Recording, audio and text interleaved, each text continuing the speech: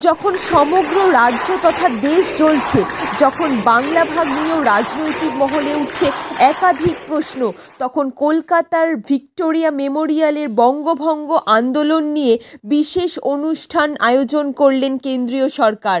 ভারত সরকারের সংস্কৃতি মন্ত্রকের পূর্বাঞ্চল সংস্কৃতির তত্ত্বাবধানে বঙ্গভঙ্গ আন্দোলনের ওপর বিশেষ উপস্থাপনাও ছিল ভারতীয় জাদুঘরে। ভারত সরকারের সংস্কৃতি মন্ত্রকের অধীন পূর্বাঞ্চল সংস্কৃতি কেন্দ্র আমাদের এই জাদুঘরে, ভারতীয় জাদুঘরের সহযোগিতায় হর ঘর তিরঙ্গা যে আমাদের ক্যাম্পেইন অনুষ্ঠান, সেটি আমরা আয়োজন করলাম। গত 9ই আগস্ট থেকে 15ই আগস্ট পর্যন্ত ভারতবর্ষের প্রতিটি প্রান্তে হর ঘর তিরঙ্গা এই ক্যাম্পেইন শুরু হয়েছে। আগামীকাল আমরা ভারতবর্ষের 78তম স্বাধীনতা দিবস উদযাপন করব। সেই উপলক্ষে প্রত্যেকটি ভারতবাসীর মধ্যে আমাদের জাতীয় পতাকা, তার প্রতি শ্রদ্ধা এবং ভালোবাসা জাগানোর জন্য ভারত সরকারের সংস্কৃতি মন্ত্রকের এই উদ্যোগ। তাই আজকে আমরা পূর্বাঞ্চল সংস্কৃতি কেন্দ্র এবং ভারতীয় জাদুঘর উভয়ের উদ্যোগে এই হর ঘর তিরঙ্গা কনসার্ট আয়োজন করেছিলাম, যেখানে আমাদের পশ্চিমবঙ্গের বহু নামি দামি শিল্পী তাদের উপস্থাপনা করলেন।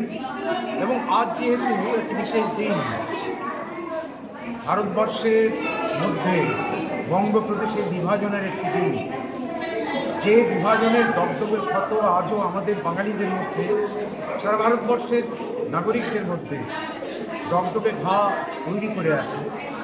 সেই পার্টিশন অফ বেঙ্গল বা বঙ্গ বিভাজনের বিরুদ্ধে তৎকালীন সুশীল সমাজ, কবি, সাহিত্যিক, বুদ্ধিজীবীরা তারা কীভাবে প্রতিক্রিয়া জ্ঞাপন করেছিলেন, ব্যক্ত করেছিলেন, তারই একটা সুন্দর উপস্থাপনা আজকের এই অনুষ্ঠানে। অনুষ্ঠান পরিবেশনে ছিলেন বিশিষ্ট সঙ্গীত শিল্পী উষা উত্থুপ।